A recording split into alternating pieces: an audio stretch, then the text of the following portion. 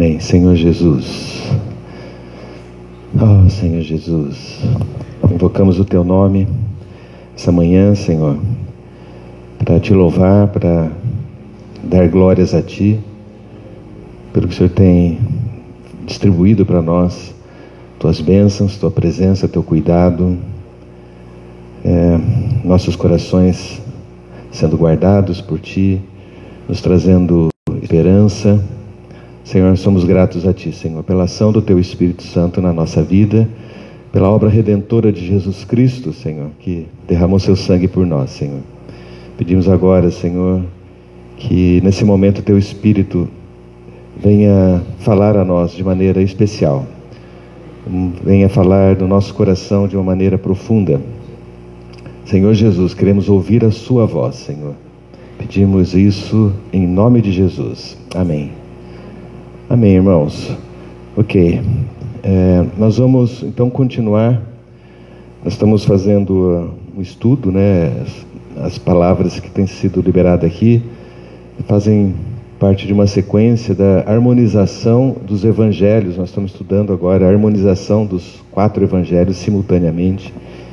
E nós temos visto situações por situações, eventos por eventos, e tentado aprender com a palavra, e a palavra ela sempre é apta para nos ensinar, para nos corrigir, para nos instruir, tá? E hoje nós vamos tratar do evento da purificação do templo, tá? Então nós vamos ler alguns textos para a gente tomar base, para os irmãos fazerem um quadro, né? Mentalmente entender o que está acontecendo. Então, por favor, eu peço que os irmãos abram a Bíblia em João capítulo 2, versículos 13 a 22.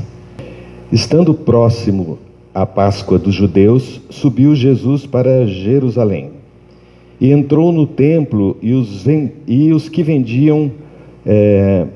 encontrou no templo os que vendiam bois, ovelhas, pombos e também os cambistas assentados. Tendo feito um azorrague de cordas, expulsou todos do templo, bem como todas as ovelhas, os bois, derramou pelo chão o dinheiro dos cambistas, virou as mesas. Disse aos que vendiam pombos: tirai daqui essas coisas, não façais da casa do meu pai casa de negócio. Lembraram-se os seus discípulos de que está escrito: o zelo da tua casa me consumirá. Perguntaram-lhe, pois, os judeus: que sinais nos mostras para fazeres estas coisas? Jesus lhes respondeu: destruí este santuário, e em 3 dias o reconstruirei. Replicaram os judeus: em 46 anos foi edificado esse santuário, e tu, em 3 dias o levantarás? Ele, porém, se referia ao santuário do seu corpo. Quando, pois, Jesus ressuscitou dentre os mortos, lembraram-se os seus discípulos de que ele dissera isso, e creram nas Escrituras e na palavra de Jesus. Ok? Montaram o quadro. Estamos vendo aqui uma situação fora do normal daquilo que Jesus costumava ser, tá? A gente viu aqui um Jesus fora da curva, vamos dizer assim, né? Ele tendo uma reação bastante firme, vigorosa, quase que violenta, né? De pegar chicote, derrubar a mesa, esparramar tudo. E nós vamos entender por que ele fez isso, tá? E agora eu quero ler agora os textos paralelos a esse, que nós lemos João. Agora nós vamos ler Mateus, Marcos e Lucas, tá? Esse mesmo, ou essa situação de purificação do templo também acontece nessas três referências. Mateus 21, 12 e 13, eu vou ler rapidinho para vocês aqui. Tendo Jesus entrado no templo, expulsou todos os que ali vendiam e compravam. Também derrubou a mesa dos cambistas e as cadeiras dos que vendiam pombas. E disse-lhes: está escrito: a minha casa será chamada casa de oração. Vós, porém, a transformais em covil de salteadores, ladrões. Marcos 11, 15 a 17.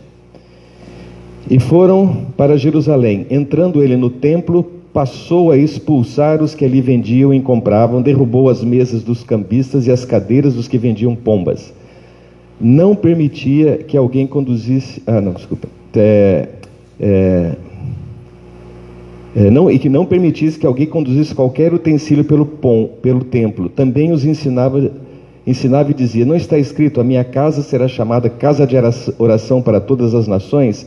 Vós, porém, tendes transformado em covil de salteadores.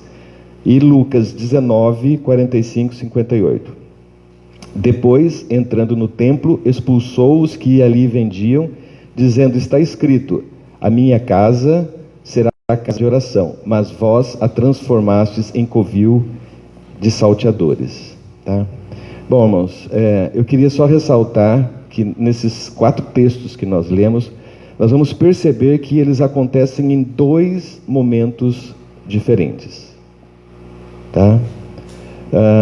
Em João, acontece logo após o Senhor ter feito o primeiro milagre, ou seja, em João acontece quando o Senhor está no início do seu ministério. Quando nós lemos esses episódios que são muito parecidos, né, em Mateus, Marcos e Lucas, nós vamos ver que aconteceu quando Jesus já tinha efetuado a sua entrada triunfal em Jerusalém. Ou seja, era a última Páscoa do Senhor, o Senhor já iria ser crucificado. Então, olha, esse é um detalhe importante, irmãos. Então, a primeira purificação do templo acontece no início do ministério do Senhor. E a segunda purificação do templo acontece no final do ministério do Senhor. Mas a situação ela é exatamente a mesma. Parece que aquelas pessoas que estavam ali naquele lugar fazendo o comércio não aprenderam e continuaram fazendo a mesma coisa. E quando o Senhor vem na segunda vez, Ele faz a mesma limpeza, a mesma purificação. Então, irmãos, tentem imaginar o quadro, né?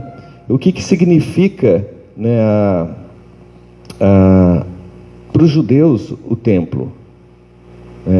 Era o lugar onde eles iam, para eles ali era onde estava a presença de Deus.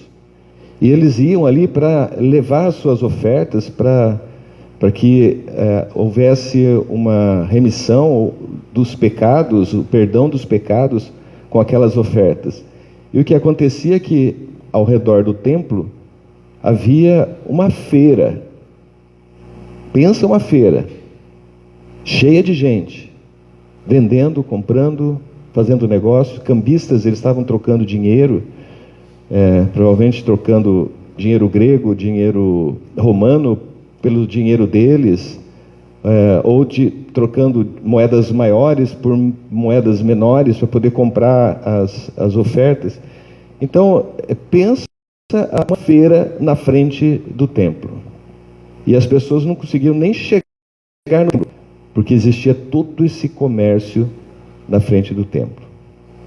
Então, Jesus chegando, ele vendo essa situação, ele toma uma atitude, né?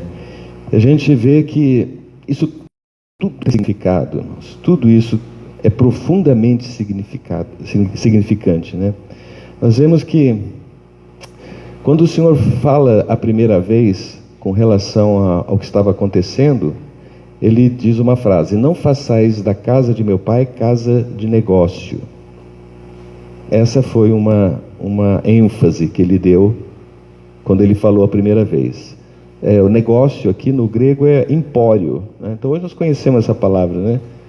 É uma casa de negócios. Eles faziam coisas, vendiam e obstruíam a entrada, distraíam e pervertiam a função do templo.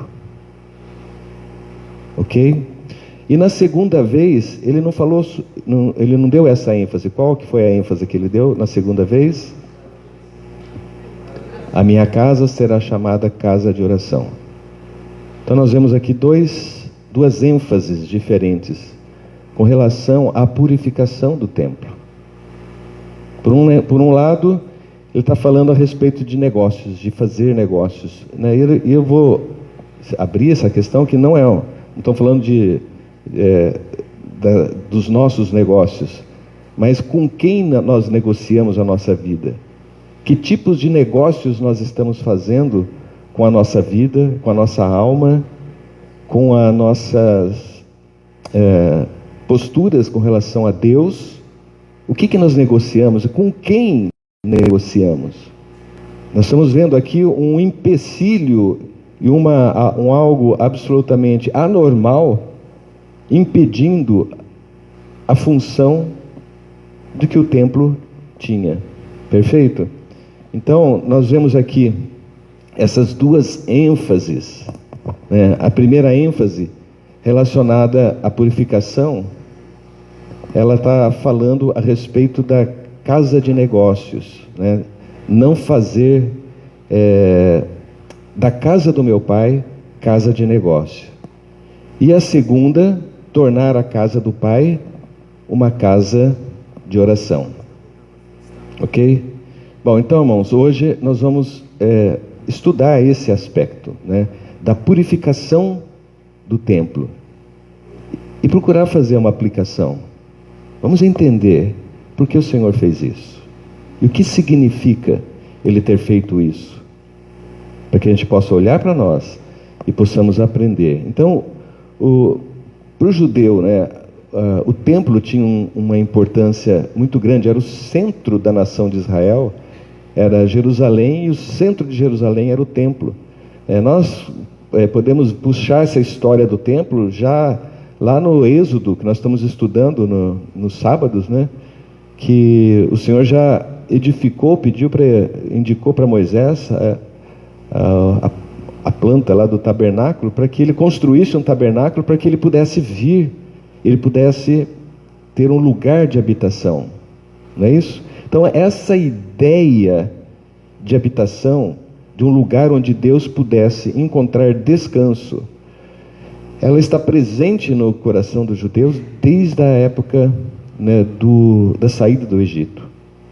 Então, é algo muito forte. Quando o templo foi erguido e a glória do Senhor entrou dentro do templo, aquilo foi algo espetacular, né, porque a presença de Deus estava naquele lugar. Tá? Isso não é pouca coisa, não é uma coisa pequena, né? Um lugar onde Deus está presente. E o que esse templo se tornou? Um covil de ladrões, um lugar corrompido em vários aspectos, porque sabemos que nessa época o sacerdócio já estava corrompido, tinha influência política dentro do sistema dos sacerdotes, né? Herodes indicava sacerdotes. Então nós sabemos que o culto a Deus, de alguma maneira, estava corrompido por dentro e por fora. Ok? Bom, e como Jesus ele via o templo, né? Aí nós vemos aqui nessa palavra, irmãos, que o Senhor o via de uma maneira especial. Ele via o templo como uma figura dele mesmo. Quando ele fala que este santuário será destruído e eu reedificarei, reconstruirei em 3 dias, nós entendemos claramente, hoje, né? Hoje, nós entendemos claramente que ele estava se referindo a si mesmo. Mas a Bíblia fala assim que, versículo 22, quando, pois, Jesus ressuscitou dentre os mortos, lembraram-se os seus discípulos do que eles disseram e creram na Escritura. Então, quando Jesus falou a primeira vez, eles não entenderam nada. E não entenderam nada mesmo, porque essa frase que ele disse, que iria destruir, que esse santuário seria destruído e ele construir em 3 dias, foi usado contra ele quando ele foi preso. Ele falou, você disse que você ia destruir, então aí já invertem as coisas, né? Fala, você ia destruir e você iria reedificar esse templo, né? 46 anos levou, e foi uma das acusações que o levou para a cruz, né? E se você for olhar lá em Mateus 27, você vai ver que na cruz Ele falou assim: você que disse que reconstruiu o templo em 3 dias, sai daí. Então, até no momento da cruz, as pessoas estavam acusando o Senhor de blasfêmia. Mas o que aconteceu é que nós sabemos, né, que o Senhor morreu e ressuscitou. Então, quando ele se referia ao templo, ele estava se referindo ao conceito do templo, que é um lugar de habitação. É um lugar onde Deus está presente. Nesse texto que nós lemos aqui de João, irmãos, ele cita, por exemplo, versículo 14 e 15. E encontrou no templo os que vendiam bois, e depois, tendo feito uma azorrague de cordas, expulsou todos do templo, bem como as ovelhas, derrubou pelo chão dinheiro dos cambistas e virou as mesas. Essa palavra templo, no grego é o hieron, e ele é usado especificamente para definir a construção. Então, quando você olha para a construção, ou o sistema ali do espaço, pátio, as construções, eles se referiam ao templo, tá? É essa palavra eiron. Mas quando ele fala a respeito de si, quando ele fala assim: destruirei este santuário, e ele se referiu ao santuário do seu corpo, essa palavra já não é o eiron, é o naon, ou naos, ou naou, são conjugações conforme a frase. Essa palavra naon, ela significa um santuário. Ela mais precisamente significa morada de Deus.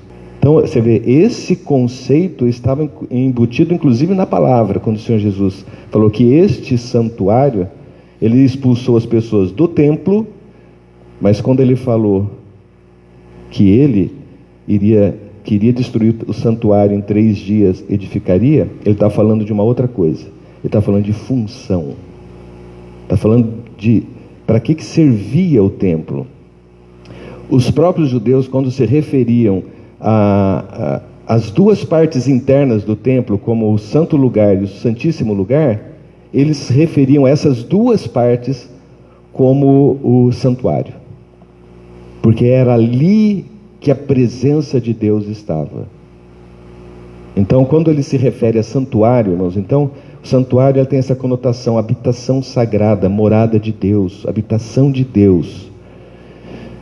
Então, quando Jesus olhava para essa situação, algo acontecia no seu coração. Porque Deus, irmãos, é um Deus santo. E Deus, sendo santo, ele não pode habitar numa morada que não esteja limpa, santa, uma morada que esteja contaminada pelo pecado. Não pode, não dá. Precisa ser um lugar santo. É um santuário, é um lugar santo, uma área santa. No português a gente entende melhor, mas é morada de Deus, é um lugar onde Deus habita. Então Deus não pode habitar, Então, nós vemos a situação lá de Jesus tratando com esses cambistas, tratando com o desrespeito, tratando com a obstrução, tratando com o desvirtuamento da função do santuário, E aí vamos trazer um pouco isso para a nossa realidade, Então, vamos ler um texto paralelo aqui em 1 Coríntios 6. Vamos ler 6, vamos ler a partir do 12, tá, irmãos? Vamos lá, é isso mesmo. O texto diz: todas as coisas me são lícitas, mas nem todas convêm. Todas as coisas me são lícitas, mas eu não me deixo dominar por nenhuma delas. Os alimentos são para o estômago e o estômago para os alimentos, mas Deus destruirá tanto estes como aquele. Tudo isso passa. Porém o corpo não é para a impureza, mas para o Senhor, e o Senhor para o corpo. Deus ressuscitou o Senhor e também nos ressuscitará a nós pelo seu poder. Não sabeis que os vossos corpos são membros de Cristo? Eu, porventura, tomaria os membros de Cristo e os faria membros de uma meretriz? Absolutamente não. Ou não sabeis que o homem que se une à prostituta forma um só corpo com ela? Como se diz, serão os dois uma só carne? Houve uma união, se tornando os dois uma só carne. Mas aquele que se une ao Senhor é um espírito com Ele. Fugir da impureza. Fugir. Qualquer outro pecado que uma pessoa cometer é fora do corpo, mas aquele que pratica a imoralidade peca contra o próprio corpo. Acaso não sabeis que o vosso corpo é santuário do Espírito Santo? E que está em vós, o qual tendes da parte de Deus, e que não sois de vós mesmos, porque fostes comprados por preço, agora, pois, glorificai a Deus no vosso corpo. Então, irmãos, aqui Paulo ele vem tratar algumas coisas relacionadas ao corpo, com relação ao que você faz com o corpo, mas o ponto que eu quero mostrar aqui é que a Bíblia mostra claramente que nós somos santuário do Espírito Santo.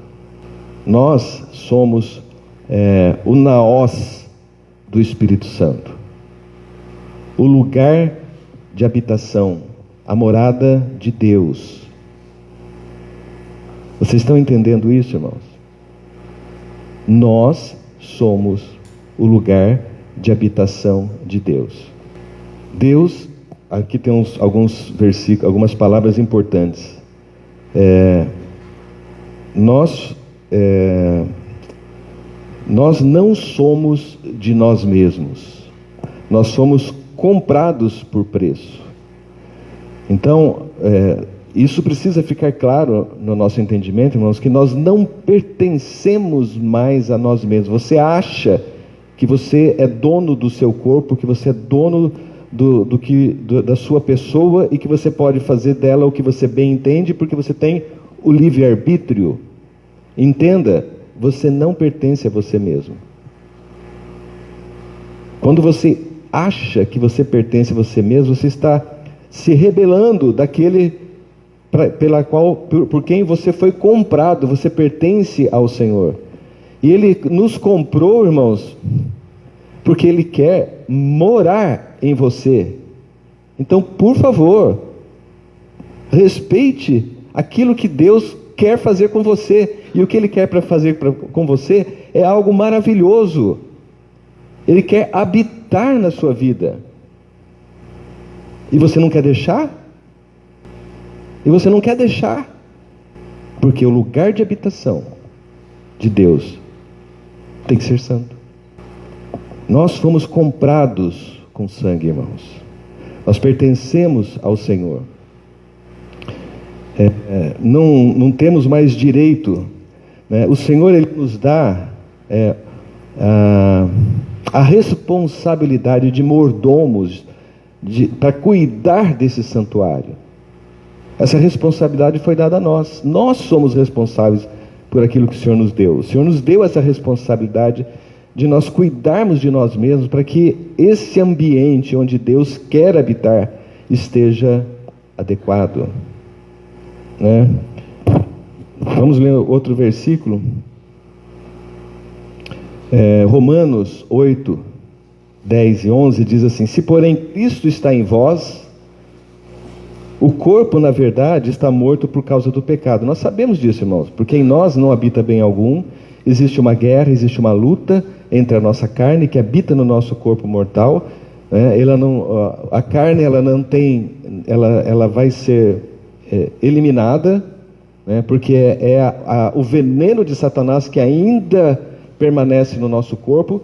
Então é uma luta, e por isso nós somos os gestores dessa casa.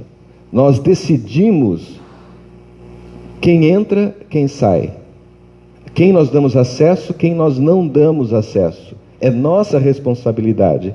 Então aqui ele fala assim: Cristo está em vós, o corpo na verdade está morto por causa do pecado, mas o Espírito é vida por causa da justiça.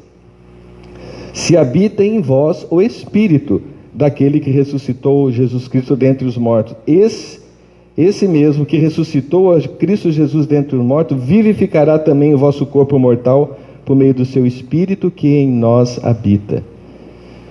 Então, irmãos, precisa ficar bem claro, né, que quando nós resolvemos crer no Senhor, nós aceitamos o Evangelho e nós somos atraídos por esse Evangelho e dissemos sim, o Espírito Santo entrou dentro de nós. O Espírito Santo entrou dentro de nós para fazer morada, para fazer habitação. E Ele agora habita em nós. Então, olhando o panorama, nós entendemos, não somos de nós mesmos, somos gerentes, somos administradores, e o Espírito Santo está dentro de nós, Ele habita em nós. Essa habitação, irmão, é uma habitação permanente.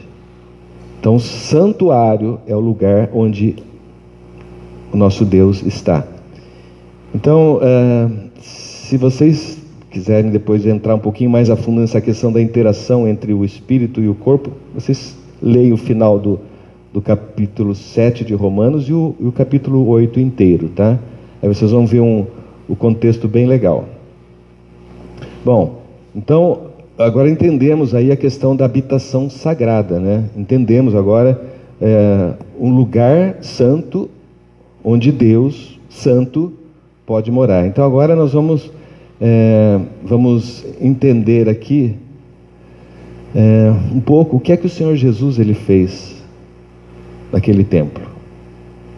Vamos entender agora sob essa ótica, sob essa perspectiva do que é sagrado, do que é habitação, do que é a vontade de Deus de não estar morando no céu, mas estar habitando no nosso espírito, que é uma coisa extraordinária, não é?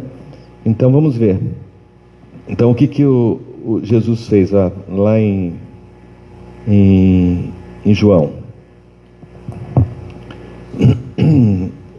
Ele viu, encontrou os que vendiam bois, ovelhas, pombas, também os cambistas, tendo feito um azorrague de cordas, né, um chicote, um pauzinho com várias cordas na ponta, expulsou todos do templo, bem como as ovelhas, os bois, derramou pelo chão dinheiro dos cambistas, virou as mesas, e disse aos que vendiam pombas: tirai essas coisas, não façais da casa do meu pai casa de negócios. Lembraram-se os discípulos de que está escrito: o zelo da tua casa me consumirá. Então, já entendemos o que o Senhor Jesus fez, né? Ele derrubou virou a mesa, literalmente ele virou a mesa, expulsou, enxotou. E aí os discípulos falaram assim: o zelo, né? Eles lembraram de um versículo que dizia que o zelo da tua casa consumirá. Esse versículo é Salmos 69, 9. Então, irmãos, eu não sei em que momento que esses discípulos lembraram disso, se foi depois que Jesus ressuscitou, como foi o entendimento de que o corpo de Jesus era o santuário, né? Mas, de qualquer maneira, eles conseguiram entender que o Senhor fez aquilo por zelo. Zelo. Então, vamos entender um pouquinho a respeito do zelo de Deus, né? O que é que significa o zelo, né?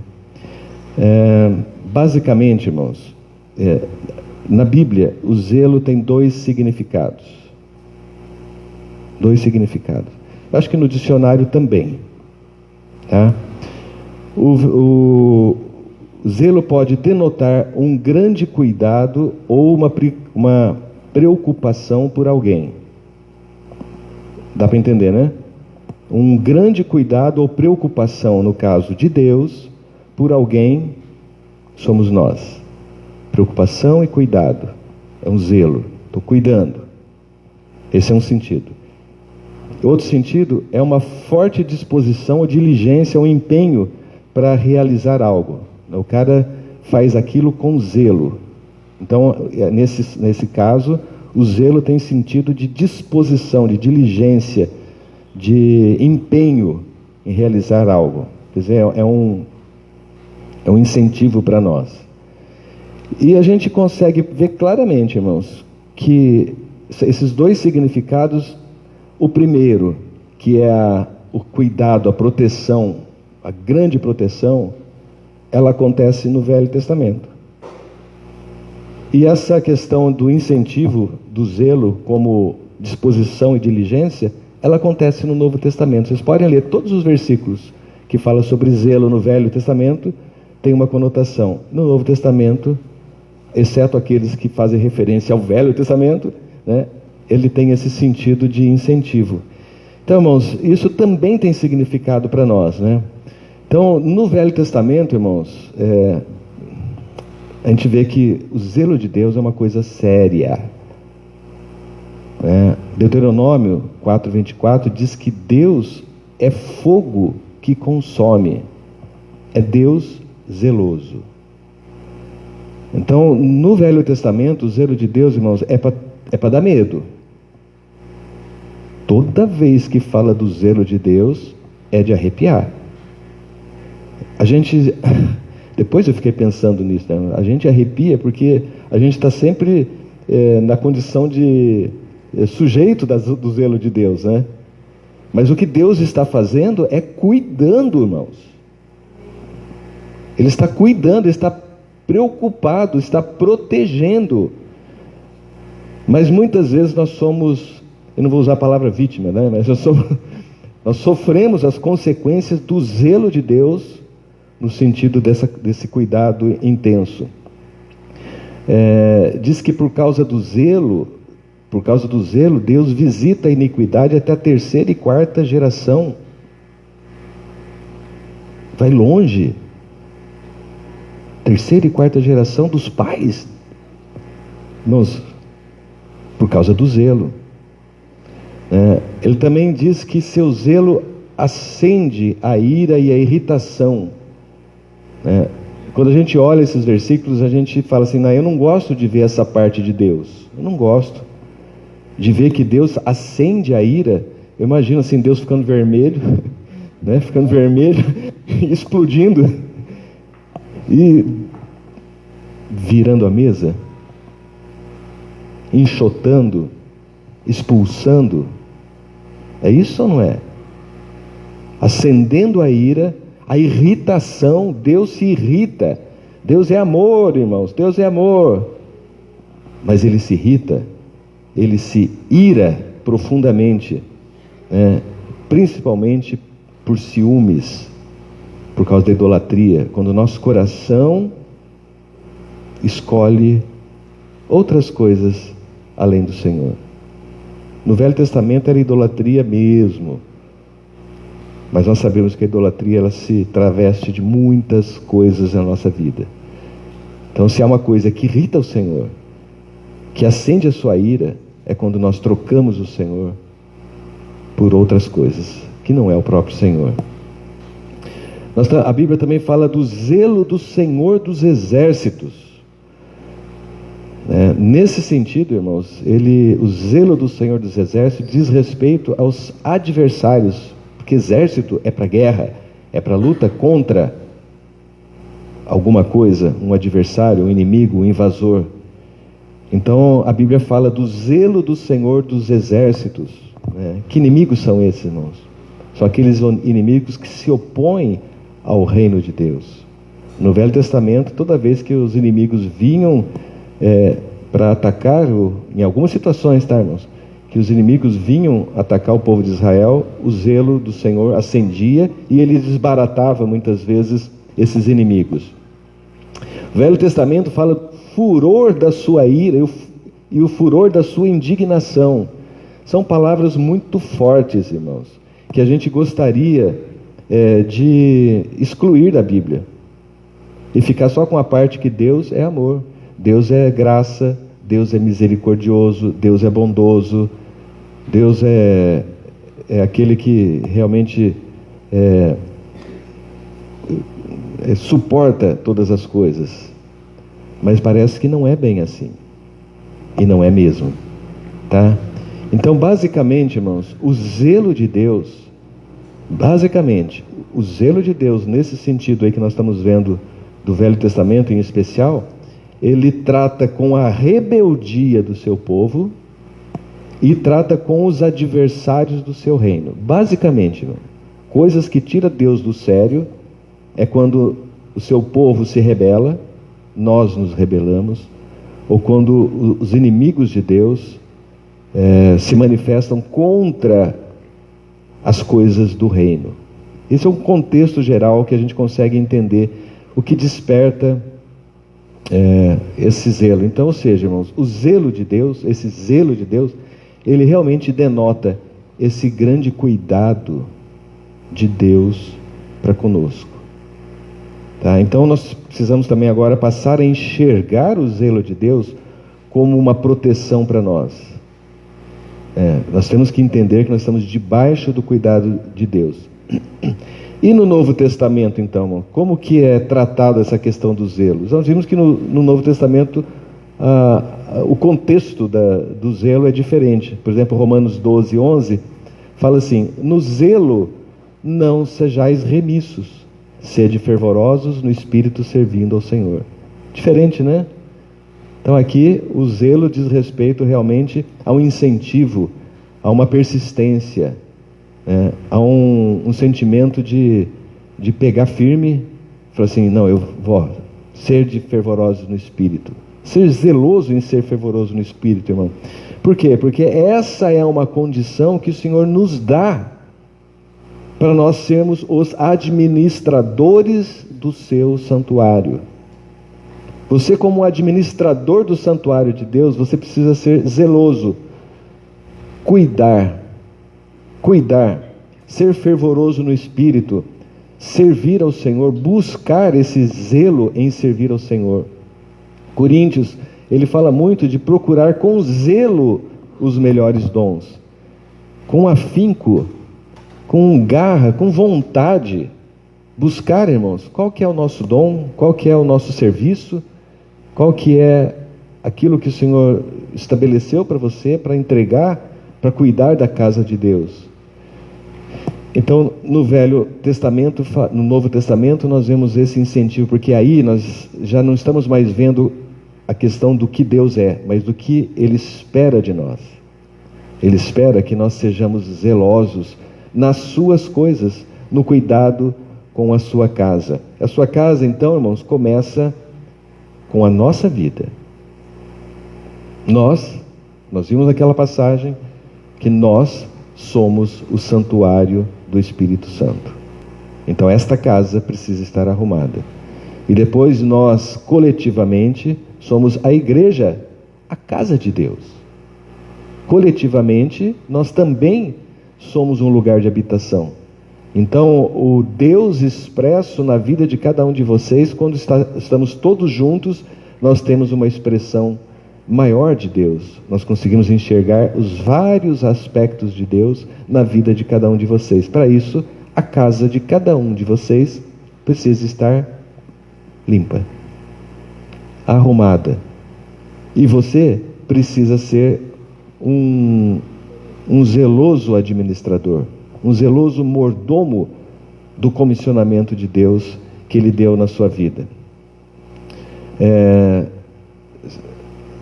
2 Coríntios fala, se você for ler o livro, a carta, ele fala muito sobre o zelo dos irmãos, o cuidado pelos irmãos. E 1 Timóteo 5,10 fala de uma prática zelosa de toda boa obra. Ou seja, nós estarmos, a nossa vida estar dentro desse contexto do serviço ao Senhor, do cuidado das coisas do Senhor, da casa do Senhor, e a limpeza dessa casa, tá? Quando a gente vê em Apocalipse 19, quando o Senhor fala para Laodiceia, Ele fala assim, eu repreendo e disciplino a todos quanto amo.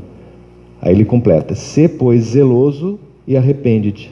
Ele jogou aqui os dois conceitos de zelo num versículo só, fechou com chave de ouro aqui em Apocalipse, quando fala para Laodiceia, que a Laodiceia justamente ela passou um pouquinho do limite, né? Ela passou do limite. Então o Senhor falou assim: eu repreendo e disciplino a quanto amo. Então às vezes o Senhor precisa usar do seu zelo, o zelo pela sua casa, o zelo de Deus na nossa vida, para corrigir nosso rumo, né? Mas Ele também nos estimula a sermos zelosos, arrependendo, né? Bom, então aqui acho que nós entendemos, acho que agora, irmãos, dentro desse contexto do zelo, que isso estava no coração de Jesus, quando Ele viu aquela situação. Então nós podemos entender por que o Senhor saiu do sério e Ele fez o que fez, porque o zelo de Deus estava no coração dele. Então esse zelo de Deus, irmãos, ele não deve ser para nós, mas ele deve estar no nosso coração. Entende? A inversão da coisa. Nós não temos que sofrer as consequências do zelo de Deus, mas nós temos que ter o zelo de Deus no nosso coração. Nós temos que olhar para a nossa vida com o zelo de Deus, né? A gente vê assim o Senhor olhando para aquele negócio, acho que saía um laser do olho do Senhor, destruir aquele negócio. Nós temos que ter esse olhar na nossa vida, irmãos. Fala, isso é contaminação, está contaminando o santuário de Deus, e nós vamos tratar com aquela questão. Então nós não precisamos sofrer as consequências do zelo de Deus, mas esse zelo, ele precisa estar no nosso coração. Então o Senhor, ele fez isso, irmãos, e deixou isso registrado para que a gente hoje pudesse estar falando sobre isso, tá? A gente conta às vezes a história como o Senhor, naquele dia ele teve um piti. Não, irmãos, aquele coração de cuidado estava no coração dele o tempo todo, e esse coração tem que estar dentro do nosso coração. Bom, então, irmãos, agora a gente vai ficar pensando, né? Falar, puxa vida, agora nós somos o santuário do Espírito Santo, eu sou o santuário do Espírito Santo, então como é que está, né? O que é que está acontecendo nesse santuário, irmãos? O que é que está acontecendo na nossa vida que Deus não aprova? O que é que está acontecendo, irmãos? Nós temos esse olhar de zelo de Deus, ou nós vamos esperar o Senhor agir com o seu zelo na nossa vida? É uma escolha, irmãos. Nós sabemos que tipo de negócios nós estamos fazendo nesse santuário, com quem que nós estamos negociando, o que é que nós estamos comprando, ou às vezes vendendo, no sentido de o que está nos comprando, o que rouba o nosso tempo, o que nos distrai daquilo que realmente nós somos chamados para cuidar da casa de Deus. Essencialmente, irmãos, individualmente nós somos chamados para cuidar da casa de Deus, no sentido pessoal e no sentido coletivo, tá? Então nós precisamos olhar para nós, ter esse olhar, voltar esse olhar, para que a gente possa ver o que nós temos feito com as nossas vidas, né? Nós sabemos agora que nós não pertencemos a nós mesmos, não somos de nós mesmos, né? Nós somos então esses cuidadores, gestores da casa do Pai, do lugar de habitação.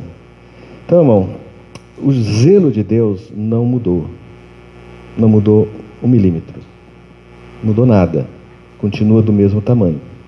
Então, nós precisamos olhar para dentro de nós, né? Ver que tipo de mercadores estão negociando na nossa alma, né?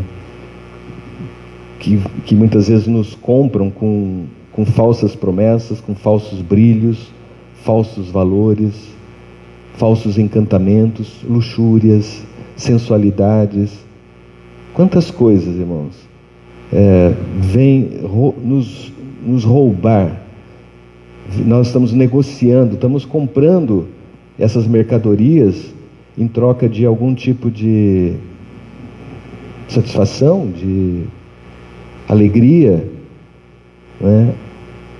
Sem nós percebermos que isso acaba contaminando o santuário, né? Então essa é uma condição, irmão, de todos nós, sem exceção. Sem exceção. Nós permitimos muitas coisas acontecerem no nosso quintalzinho. Muitas coisas. Vamos ser sinceros, né? Nós temos que realmente, diante do Senhor, que o Senhor nos dê os olhos de zelo para olhar para o nosso quintal, para o nosso redor e ver o que é que está contaminando a nossa vida. Quando nós olhamos, irmãos, Apocalipse 18, se vocês quiserem ler depois, fala sobre a queda da grande Babilônia, né? Essa grande Babilônia, ela vai representar justamente todos esses mercadores que compram e vendem no nosso quintalzinho. Leiam depois Apocalipse 18 com esse olhar, né? Nós vamos ver ali o fim desses mercadores. Mas nós não podemos ser, irmãos, coniventes com eles, nem muito menos sermos nós mercadores, sermos nós que negociamos ou vendemos coisas que não são relacionadas ao cuidado do santuário de Deus. Nós precisamos, né, limpar esses mercadores, esses negociantes da nossa vida que entopem nosso santuário de obstáculos e distrações, para que a gente não faça da casa do nosso Pai um empório. Amém? Então, irmãos, se tivermos que negociar, porque nós estamos falando de fazer negócios, né? Então vamos negociar, né? E nós vamos negociar. O Senhor nos estimula a isso, mas nós temos que ser sábios. Que tal nós sermos aquele que negocia e procura boas pérolas?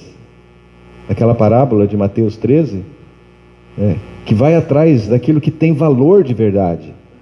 E quando encontra a boa pérola, paga o preço para tê-la. Irmãos, isso é zelo. Esse é o zelo que o Senhor espera de nós. Sermos aqueles que negociam, sim, mas nós negociamos para alcançar aquilo que é eterno, aquilo que é divino, aquilo que edifica, né? Nós também podemos ser aqueles como aqueles que ganharam 5 talentos, e nós saímos para negociar e transformarmos esses 5 talentos em 10. Esse tipo de negócio Deus aprova, né? Quando o Senhor nos dá uma função, nos dá um talento, nos dá uma habilidade, um dom, nós multiplicamos esse dom, transformamos ele em pessoas ganhas para o Senhor. É um negócio. Esse negócio, irmãos, é o negócio que o Senhor ele aprova.